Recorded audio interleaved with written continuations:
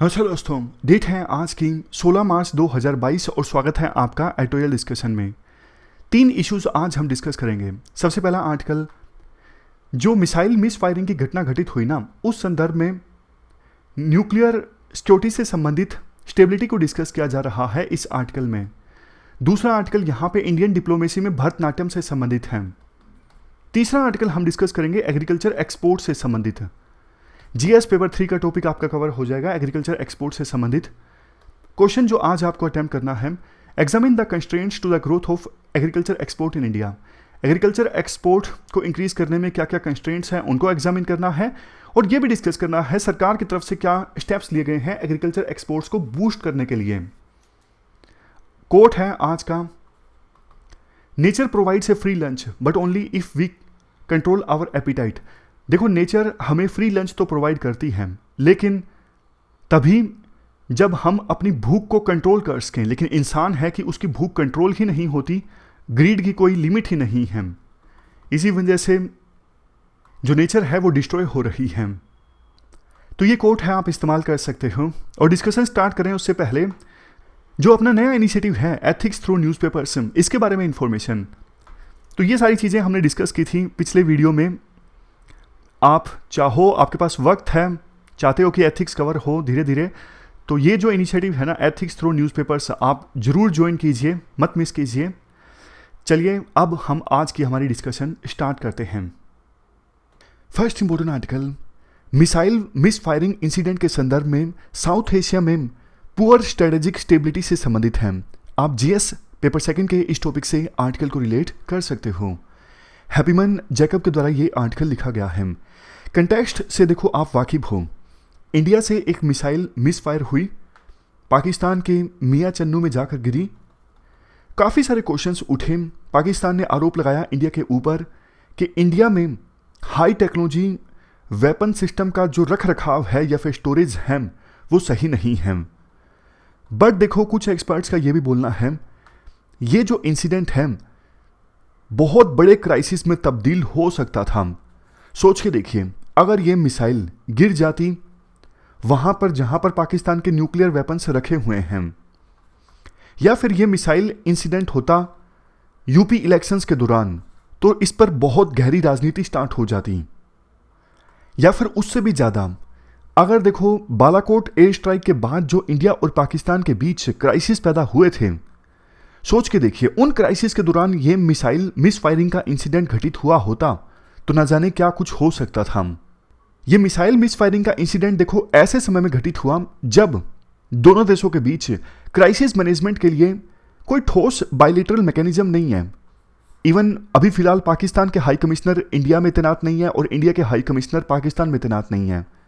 India और पाकिस्तान के द्वारा जो कन्वेंशनल इश्यूज हैं उन पे कोई कॉन्फिडेंस बिल्डिंग मेजर्स नहीं लिए जा रहे हैं, और न्यूक्लियर इश्यूज पर भी कोई बातचीत या फिर कोई कॉन्फिडेंस बिल्डिंग मेजर्स नहीं चल रहे हैं।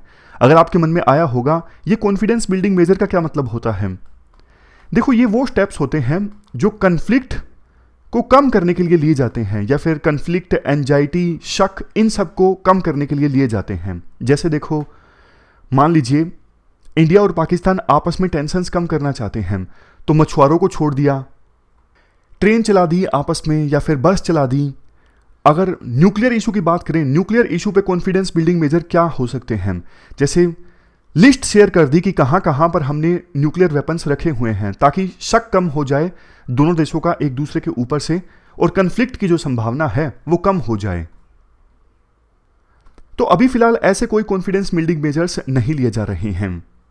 इसके बाद ना राइटर कंपेयर करते हैं कि कोल्ड वार के दौरान यूएस और यूएसएसआर, ये दोनों राइवल्स थे ना, तो उस समय क्या सिचुएशन थी न्यूक्लियर वेपन्स की, कितनी टेंशन्स थी, और आज के समय में इंडिया और पाकिस्तान की सिचुएशन कैसे अलग है। राइटर ये कहते हैं, देखो कोल्ड वार के दौरान ना यूएसए और यूएसएसआर की न्यूक्लियर डेटरेंस फोर्स ना बिल्कुल अलर्ट पर रहा करती थी कि हाँ, एकदम से आदेश आ गया कि न्यूक्लियर वेपन्स का अटैक करना है तो तुरंत अटैक कर दिया जाएगा। बट इंडिया और पाकिस्तान की सिचुएशन अलग है। जैसे हमारे देश की बात कीजिए, फिर पहले इंडिया की बात करेंगे, उसके बाद पाकिस्तान की बात करेंगे। इंडिया में ना न्यूक्लियर वेपन्स डिलीवरी व्हीकल्स के साथ अटैच नहीं है। जैसे ये डिलीवरी व्हीकल है, कोई मिसाइल है, तो मिसाइल के साथ न्यूक्लियर वेपन अटैच करके नहीं रखे हुए हैं, डीमेटेड हैं, अलग करके रखे हुए हैं। और इंडिया में देखो कैसी भी सिचुएशन हो, लोकल कमांडर्स को ये पावर नहीं दी गई है कि वो अपने आप से न्यूक्लियर वेपन्स का अटैक कर दे। इसका देखो सिंपल भाषा में मतलब ये है, अगर इंडिया के ऊपर न्यूक्लियर वेपन्स का अटैक हो भी जाता है तो लोकल कमांडर्स अपने आप से उसका रिटेलिएशन नहीं कर सकते। न्यूक्लियर कमांड अथॉरिटी को इसका डिसीजन लेना है कि हमें कैसे रिटेलिएशन करना है। और नेक्स्ट चीज, इंडिया के पास तो देखो लो यील्ड न्यूक्लियर वेपन्स भी नहीं है। लो यील्ड न्यूक्लियर वेपन्स जिनका इंपैक्ट जो है वो लिमिटेड एरिया में होता है, जैसे किसी मिलिट्री इस्टेब्लिशमेंट में। पाकिस्तान की बात अभी हम करेंगे, फिलहाल सारी बातें इंडिया की कर रहे हैं। और इंडिया की जो न्यूक्लियर फोर्स है ना वो डी अलर्ट स्टेट में है, मतलब अलर्ट नहीं है। जैसे यूक्रेन वार की सिचुएशन में एकदम से रशिया ने अपनी न्यूक्लियर डेटरेंस फोर्स को अलर्ट कर दिया, तो हमारी जो न्यूक्लियर फोर्स है फिलहाल अलर्ट नहीं है। तो ये सारी बातें इंडिया की हमने की। अब पाकिस्तान की बात करते हैं। देखो पाकिस्तान की न्यूक्लियर फोर्सेस भी अलर्ट स्टेट में तो नहीं है, ये बात सच है, लेकिन कोई गारंटी नहीं है कि पाकिस्तान के जो न्यूक्लियर वेपन्स हैं वो पाकिस्तान में मिसाइल के साथ अभी फिलहाल अटैच्ड नहीं है, डीमेटेड है, यानी अलग अलग करके रखे हुए हैं। और पाकिस्तान के पास तो लो यील्ड न्यूक्लियर वेपन्स हैं जिसकी वो बार बार धमकी भी देता है, जिसको वो इस्तेमाल कर सकता है अगर इंडिया कन्वेंशनल वारफेयर में भारी पड़ता है, या फिर इंडिया कोल्ड स्टार्ट डॉक्ट्रिन का इस्तेमाल करता है। कोल्ड स्टार्ट डॉक्ट्रिन मतलब फुर्ती से, मान लीजिए इंडिया की फोर्सेस ने जल्दी से, इतना जल्दी से पाकिस्तान के थोड़े से एरिया को कैप्चर कर लिया, तो ये कोल्ड स्टार्ट डॉक्ट्रिन है कि इतना फुर्ती से अटैक करो कि पाकिस्तान को संभलने का मौका ही नहीं मिले, और जब तक पाकिस्तान को समझ में आए पाकिस्तान का एक छोटा सा एरिया जो है वो कैप्चर हो चुका हो।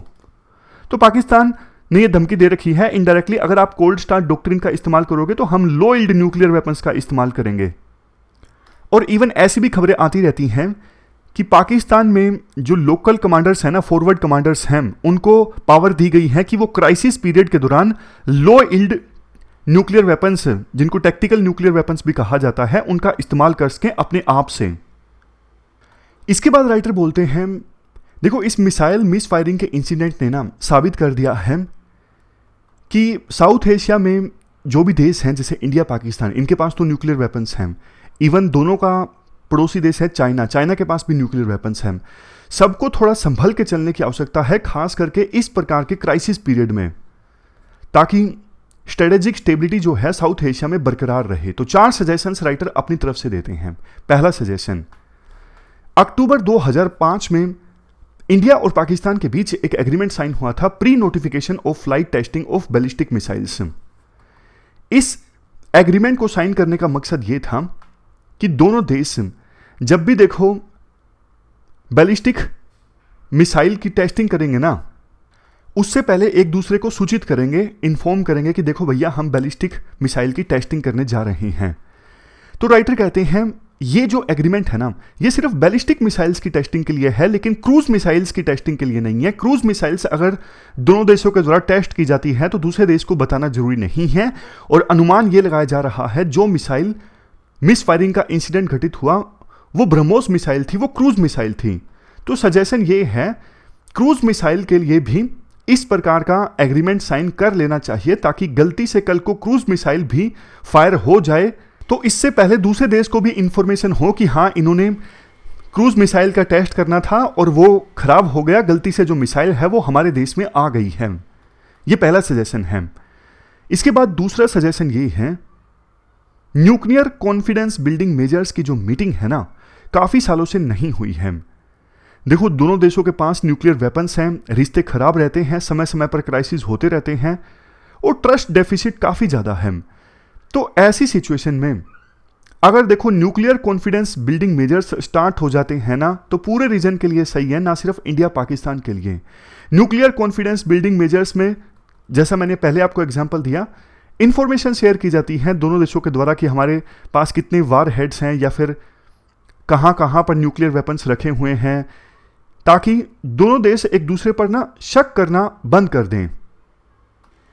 तीसरा सजेशन, देखो चाइना जिसके पास न्यूक्लियर वेपन्स है ना, चाइना तो इस पूरे रीजन की स्ट्रेटेजिक स्टेबिलिटी डिस्कशंस में अपने आप को शामिल भी नहीं करता है।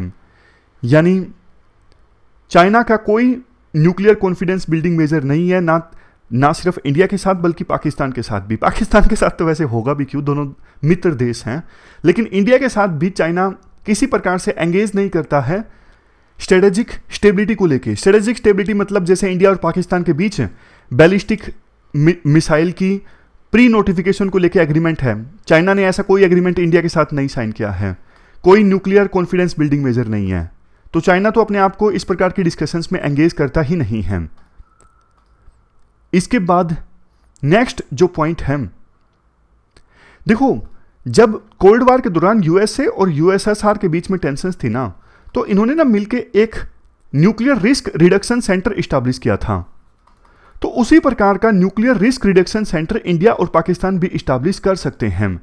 इस सेंटर का काम क्या होगा? सेंटर का काम यह होगा, क्राइसिस के पीरियड में, जैसे अभी क्राइसिस थे, एकदम से मिसाइल मिस फायरिंग का इंसिडेंट घटित हो गया, इस प्रकार के क्राइसिस के पीरियड में जल्दी से मैसेजेस का आदान प्रदान हो सके, और ऑलरेडी जो कॉन्फिडेंस बिल्डिंग मेजर्स उठाए गए हैं ना, उनकी इंप्लीमेंटेशन करवाया जा सके प्रॉपर ढंग से। समझ गए? जैसे अभी हम बात कर रहे थे कि न्यूक्लियर कॉन्फिडेंस बिल्डिंग मेजर्स फिर से स्टार्ट करना जरूरी है, तो फिर से जब स्टार्ट होंगे ना, तो उनको प्रॉपर ढंग से इंप्लीमेंट करवाना, ये भी काम होगा इस न्यूक्लियर रिस्क रिडक्शन सेंटर का। ये देखो परमानेंट इंडस कमीशन की तरह काम करेगा। जैसे परमानेंट इंडस कमीशन है ना, इंडिया और पाकिस्तान के बीच जो इंडस वाटर ट्रीटी है 1960 की, वो ढंग से इंप्लीमेंट हो, उसका सुपरवाइज करता है ये परमानेंट इंडस कमीशन। तो उसी प्रकार से ये न्यूक्लियर रिस्क रिडक्शन सेंटर काम कर सकता है, बेशक कितने भी तलखी आए रिश्तों में, लेकिन ये जो सेंटर है ना वो काम करता रहे। लास्ट में एक बात ये बोली जाती है, अभी देखो एक हॉटलाइन है इंडिया और पाकिस्तान के डीजीएमओस के बीच। डीजीएमओ मतलब director general of military operations. लेकिन राइटर कहते हैं ये अच्छी चीज नहीं है कि जब मिसाइल मिस फायरिंग की घटना हुई, तब इंडिया के डीजीएमओ ने पाकिस्तान के डीजीएमओ को हॉटलाइन से सूचित नहीं किया कि ऐसी ऐसी घटना हो गई है। जब पाकिस्तान की तरफ से प्रेस कॉन्फ्रेंस आयोजित की गई, तो उसके बाद इंडिया की डिफेंस मिनिस्ट्री ने अपना बयान दिया कि हाँ, गलती से हमसे जो मिसाइल है वो मिस फायर हो गई। मतलब पॉइंट ये है, जब देखो इंडिया और पाकिस्तान के डीजीएमओ के बीच में हॉटलाइन कम्युनिकेशन होता है, मतलब ऐसा मैकेनिज्म है, तो उसको एक्टिवेट करना चाहिए था इस सिचुएशन में, ताकि पाकिस्तान को किसी प्रकार की कोई कंफ्यूजन ना रहती, ऐसा राइटर का मानना है। तो ये हमने पूरा आर्टिकल डिस्कस किया, चलते हैं आगे। इसके बाद नेक्स्ट आर्टिकल इंडिया के एग्रीकल्चर एक्सपोर्ट से संबंधित है। आप जीएस पेपर 3 के इस टॉपिक से आर्टिकल को रिलेट कर सकते हो। शुरुआत में देखो हम कुछ डेटा डिस्कस कर लेते हैं। देखो जब से इंडिया में एलपीजी रिफॉर्म्स आए हैं ना 1991 में, तब से इंडिया एग्रीकल्चर प्रोडक्ट्स का नेट एक्सपोर्टर है। मतलब जितना इंडिया एग्रीकल्चर प्रोडक्ट्स को इंपोर्ट करता है उससे ज़्यादा तो एक्सपोर्ट करता है। डब्ल्यूटीओ के डेटा के अनुसार टोटल वर्ल्ड में जितना एग्रीकल्चर ट्रेड होता है ना, उसमें एक्सपोर्ट में इंडिया का शेयर है 2.27% और इंपोर्ट में कितना शेयर है 1.90%। डोमेस्टिक एक्सपोर्ट में शेयर की अगर बात करें, इंडिया का टोटल जो ओवरऑल एक्सपोर्ट है ना, उसमें एग्रीकल्चर और प्रोसेस्ड फूड प्रोडक्ट्स का शेयर है 11%। कौन कौन से एग्रीकल्चर कमोडिटीज मेनली इंडिया से एक्सपोर्ट होती हैं? Marine products, basmati rice, buffalo meet, मसाले, नॉन बासमती राइस, कॉटन, रा oil mills, sugar, caster oil and T. और इंडिया से जो एग्रीकल्चर प्रोडक्ट्स का एक्सपोर्ट होता है ना, वो 100 से ज़्यादा देशों में या फिर रीजन्स में होता है। अगर बात करें सबसे ज़्यादा कहाँ होता है, सबसे बड़ी जो हमारी एग्रीकल्चर प्रोडक्ट्स की एक्सपोर्ट डेस्टिनेशन है ना, वो है यूएस। ये 2020-21 का डेटा है। चाइना दूसरी सबसे बड़ी डेस्टिनेशन है जहाँ पे इंडिया से ज़्यादा एग्रीकल्चर प्रोडक्ट्स का एक्सपोर्ट होता है। दूसरी मेजर डेस्टिनेशंस हैं जैसे Bangladesh, UAE, Vietnam, Saudi Arabia. अगर export as a percentage of GDP की बात करें, इंडिया की जो एग्रीकल्चर जीडीपी है ना, इसमें एग्रीकल्चर एक्सपोर्ट की कितनी परसेंटेज है, या फिर यूं कहें कितना कंट्रीब्यूशन है? 2017-18 में 9.4% और 2018-19 में बढ़ के हो गया है 9.9%। अगर देखो एक्सपोर्ट इंक्रीज होता है ना, काफ़ी फायदे होते हैं। पोस्ट हार्वेस्ट लॉसेस कम हो जाते हैं। अब कोई चीज़ है इंडिया में ख़राब हो रही थी, उसको एक्सपोर्ट कर दिया, तो जो वेस्टेज है वो कम हो जाएगी ना। किसानों की इनकम इंप्रूव हो जाएगी। बहुत बार डोमेस्टिक मार्केट में अच्छे दाम नहीं मिल पाते, फॉरेन मार्केट में अच्छे दाम मिल जाते हैं। रेवेन्यू मिलेगा सरकार को भी, एम्प्लॉयमेंट जनरेशन होगा और वर्ल्ड को भी फ़ायदा होता है। अब कई जगह पर खाने की बहुत कमी होती है, तो इंडिया से एक्सपोर्ट हो गया तो फूड इनसिक्योरिटी कम हो गई। इंडिया से अलग अलग प्रोडक्ट्स जाएंगे तो दूसरे देशों के कंज्यूमर्स को भी बेहतर चॉइस मिलेगी, कॉस्ट इफेक्टिव प्रोडक्ट्स उनको अवेलेबल होंगे। और जब इंडिया से दूसरे देशों में एक्सपोर्ट होता है तो उस देश के साथ हमारे रिश्ते भी मजबूत होते हैं। ये सारे फायदे होते हैं। बट देखो, एग्रीकल्चर एक्सपोर्ट्स में ना काफ़ी सारे चैलेंजेस हैं। सबसे पहला challenge, poor backward integration. Backward integration मतलब देखो, फार्मर से फसल जाती है कंपनी तक, इस पूरी प्रोसेस को कहते हैं बैकवर्ड इंटीग्रेशन। फूड इंडस्ट्री की हम बात कर रहे हैं। जैसे फार्मर ने वीट उगाया, बाद में वीट को बेचा जाएगा, उसका रख रखाव, स्टोरेज, किसी प्रकार की प्राइमरी प्रोसेसिंग होनी है, वो सारी चीज़ें जब तक कि वो फार्मर के द्वारा उगाया गया अनाज कंपनी तक नहीं पहुंचता है, बीच में पूरी भी जो चैन है ना सारी की सारी, वो आती है बैकवर्ड इंटीग्रेशन में। कंपनी ने उस वीट का सहारा लेकर कुछ प्रोडक्ट बना दिया, फॉर एग्जांपल नूडल बना दिए। अब नूडल बनाने के बाद कंपनी उसको भेजेगी ना, जब वो रिटेलर तक पहुंचता है, बीच में जितने भी स्टेप आते हैं ना, डिस्ट्रीब्यूटर या फिर जो भी एक्सपोर्ट करना हो, तो कुछ भी स्टेप हो कंपनी से लेकर रिटेलर तक, बीच में ये सारा है फॉरवर्ड इंटीग्रेशन। तो हमारा ना देश में बैकवर्ड इंटीग्रेशन काफी पुअर है। बहुत सारे जो पेरिसेबल आइटम्स हैं उनके लिए कोल्ड स्टोरेज की व्यवस्था नहीं होती, वो खराब हो जाते हैं जब तक वो कंपनी तक पहुंचते हैं, या फिर कॉस्ट काफी ज्यादा आती है। ये देखो, अगला पॉइंट इसी से संबंधित है। लॉजिस्टिक्स काफी पुअर है, इसकी वजह से कॉस्ट बढ़ जाती है। जबकि दूसरे डेवलप कंट्रीज है ना, जर्मनी, सिंगापुर, हांगकांग, वहां पर एक स्थान से दूसरे स्थान पर सामान भेजना रिलेटिवली काफी सस्ता है। Next, lack of synergy. State और सेंट्रल गवर्नमेंट के बीच में कोऑपरेशन का अभाव। एग्रीकल्चर स्टेट सब्जेक्ट है और ट्रेड एंड कॉमर्स ये यूनियन लिस्ट में आता है, तो कोऑपरेशन अच्छे से नहीं हो पाता। Next, lack of training and skill development. Farm level की अगर बात करें तो देखो, बहुत सारे ऐसे केमिकल्स का इस्तेमाल हो जाता है जिसको नहीं करना चाहिए, क्योंकि यूरोपियन कंट्रीज फिर क्वालिटी टेस्ट करते हैं और पता लगता है कि आपने ये हार्मफुल केमिकल्स का इस्तेमाल किया है, हम आपकी जो फसल है वो इंपोर्ट नहीं करेंगे। तो फार्मर्स को ना अवेयर करना जरूरी है, ट्रेनिंग देना जरूरी है कि ऐसे ऐसे केमिकल्स का इस्तेमाल मत कीजिए प्रोडक्टिविटी को इंक्रीज करने के लिए, क्योंकि बाद में क्वालिटी इश्यूज आ जाते हैं। नेक्स्ट है लो वैल्यू एडिशन। हमारे देश में ना फूड प्रोसेसिंग इंडस्ट्रीज इतनी मजबूत नहीं है। अगर देखो थोड़ा सा भी वैल्यू एडिशन होना, प्रोडक्ट की कीमत बढ़ जाती है। जैसे दूध है, दूध से आप बटर बनाओगे तो बटर की कीमत बहुत बढ़ गई है। तो लेकिन फूड प्रोसेसिंग इंडस्ट्रीज हमारे देश में ना उतनी अच्छी नहीं है जितनी अच्छी अभी होनी चाहिए।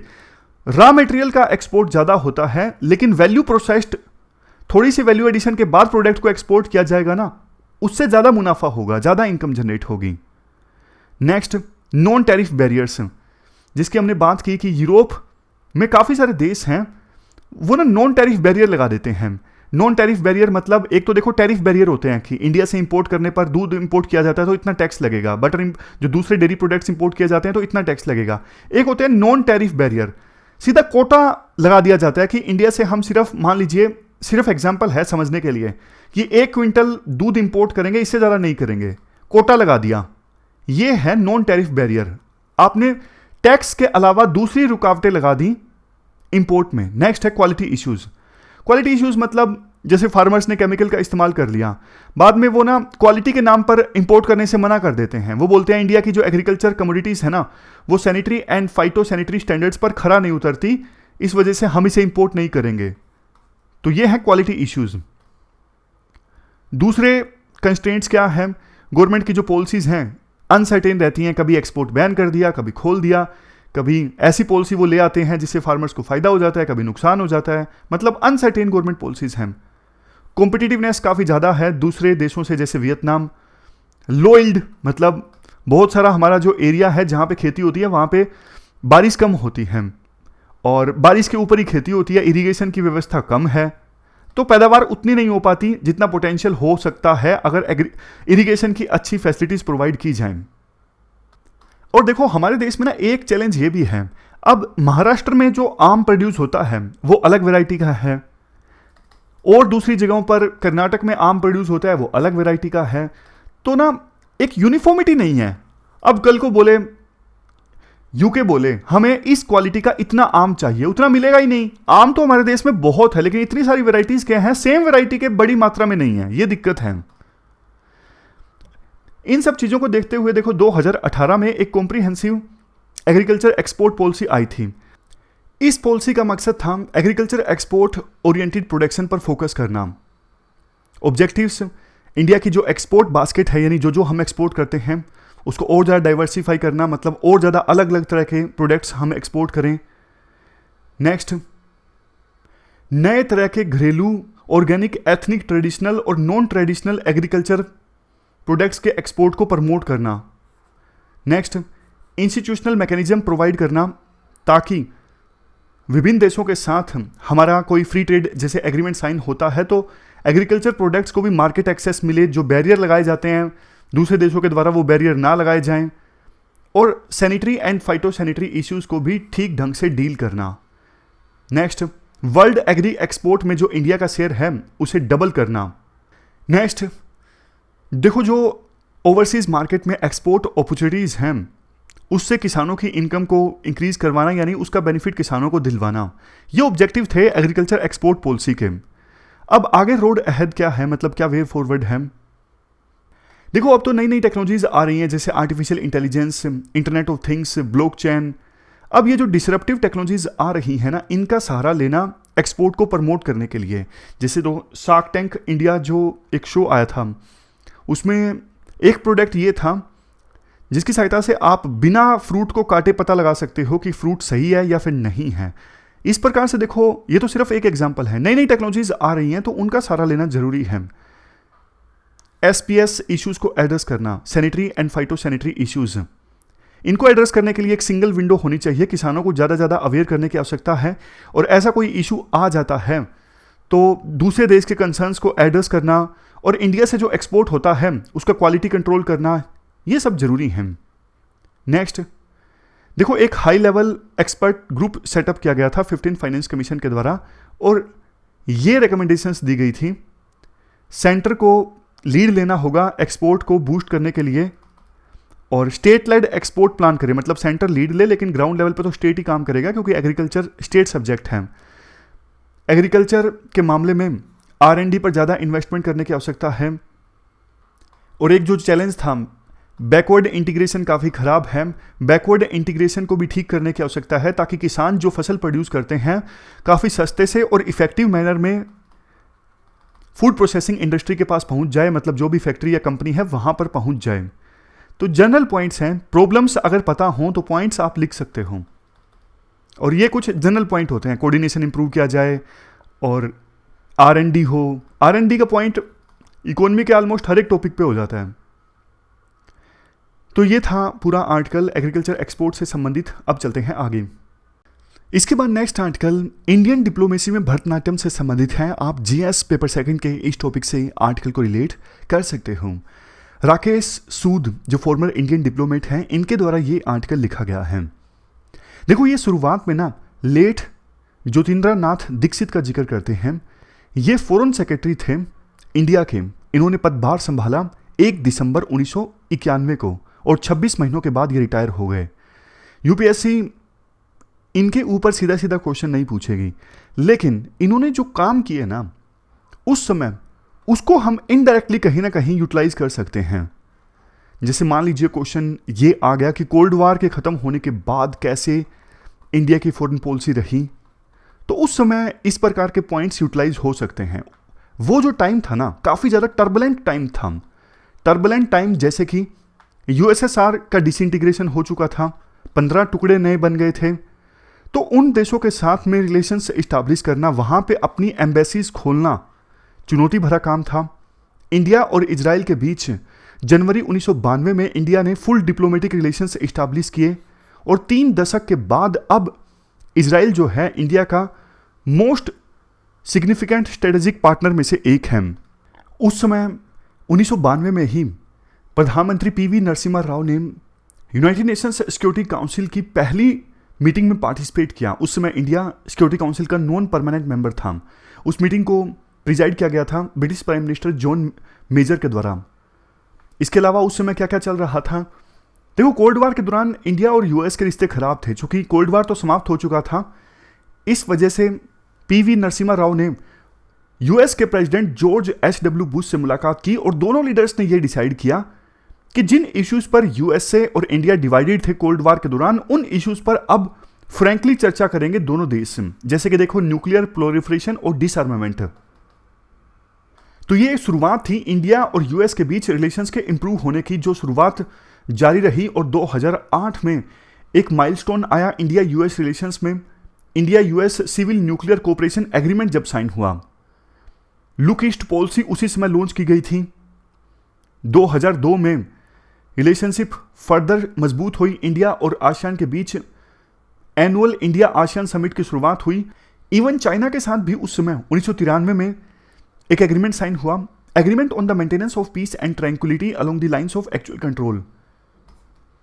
हालांकि देखो इस एग्रीमेंट का पालन नहीं किया चाइना ने, तभी तो चाइना की जो फोर्सेस हैं वो काफ़ी आगे आ गई और अभी भी कुछ पॉइंट्स को लेकर टेंशन्स हैं।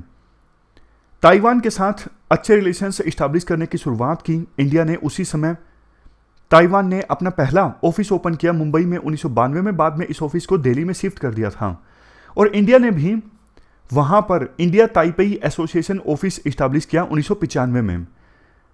तो ये सब देखो एग्जाम्पल्स हैं कि वो टाइम कितना ज़्यादा टर्बुलेंट था। तो आज के आर्टिकल के जो राइटर हैं राकेश सूद, वो बोलते हैं कि मेरी उस समय फॉरेन सेक्रेटरी के साथ मुलाकात हुई थी। उस समय मैं जूनियर ऑफिसर था। तो उन्होंने मुझे कहा कि इंडियन फॉरेन पॉलिसी में ना कई बार आपको भरतनाट्यम करना पड़ता है। भरतनाट्यम में आप क्या करते हो, हाथ इधर से उधर हिलाते हो जल्दी जल्दी से। तो उसी प्रकार से इंडियन डिप्लोमेसी में भी आपको बहुत जल्दी एक्ट करना पड़ता है, हाथ हिलाने पड़ते हैं जल्दी जल्दी। पॉइंट सिंपल था कि आप देखो अलग अलग लोगों से अलग अलग दिख सकते हो। मतलब चाइना से आप मिल रहे हो तो आपकी सोच अलग है, यूएसए के साथ आप मिल रहे हो तो आपकी सोच अलग है, आप अलग दिख रहे हो। लेकिन तभी जब इंडिया अपने इंटरेस्ट को पहले सिक्योर कर ले। अब देखो इस चीज का ना मतलब आप आज के संदर्भ में देखिए, यूक्रेन इशू पर जो इंडिया ने एब्सटेन किया। अब कुछ लोग बोल सकते हैं कि इंडिया ने अच्छा नहीं किया, स्टैंड लेना चाहिए था, लेकिन इंडिया का जो स्टैंड है ना बिल्कुल सही था। क्योंकि सिक्योरिटी काउंसिल में आप जब वोट करते हो ना, पक्ष में वोट करते हो तो इसका मतलब आप सपोर्टर हो रेजोल्यूशन के, और विपक्ष में आप वोट करते हो तो आप बोलते हो कि हम रेजोल्यूशन का समर्थन नहीं करते हैं बल्कि क्रिटिसाइज करते हैं। लेकिन जब आप एब्सटेन करते हो ना तो इसका मतलब आप ग्रे जोन में आ गए। अब ग्रे जोन में ना आपके पास अपनी डिप्लोमेसी को एक्सरसाइज करने का स्कोप होता है कि फ्यूचर में आप कैसा स्टैंड लोगे। इंडिया ने वही किया है। इंडिया ने रशिया को क्रिटिसाइज करने वाले रेजोल्यूशन के पक्ष में वोट नहीं दिया। इसका मतलब रशिया खुश होगा कि इंडिया वेस्ट के प्रेशर तले नहीं आया। वेस्ट भी खुश होगा कि देखो इंडिया और रशिया के इतने रिलेशनशिप अच्छे हैं, तो उन्होंने कम से कम रेजोल्यूशन के खिलाफ वोट नहीं दिया। तो बेशक ये संकेत गया हो कि इंडिया फैन सीटर है, इंडिया स्टैंड नहीं लिया इंडिया ने और फैंस पे बैठा रह गया। बट देखो अपने इंटरेस्ट को प्रोटेक्ट करना जरूरी है। जैसा कि पिछली स्लाइड में हमने डिस्कस किया, पहले आप अपने इंटरेस्ट सिक्योर करो, उसके बाद आप अलग अलग लोगों के साथ अलग अलग स्टैंड ले सकते हो, अलग अलग दिख सकते हो। तो राइटर ये सजेस्ट करते हैं जैसी भरतनाट्यम डिप्लोमेसी उस समय देखने को मिल रही थी ना, उसी भरतनाट्यम डिप्लोमेसी को फिर से सरकार को रिवाइव करने की आवश्यकता है। जल्दी जल्दी एक साथ कई देशों के साथ एंगेज करना और अलग अलग लोगों के साथ अलग अलग दिखना, मतलब अलग अलग स्टैंड लेना, लेकिन उससे पहले अपने नेशनल इंटरेस्ट को प्रोटेक्ट करना। तो ये पूरा आर्टिकल हमने डिस्कस किया। हमारी आज की इस डिस्कशन में इतना ही है। आज हमने 3 इश्यूज को डिटेल से डिस्कस किया। Thank you very much for discussion.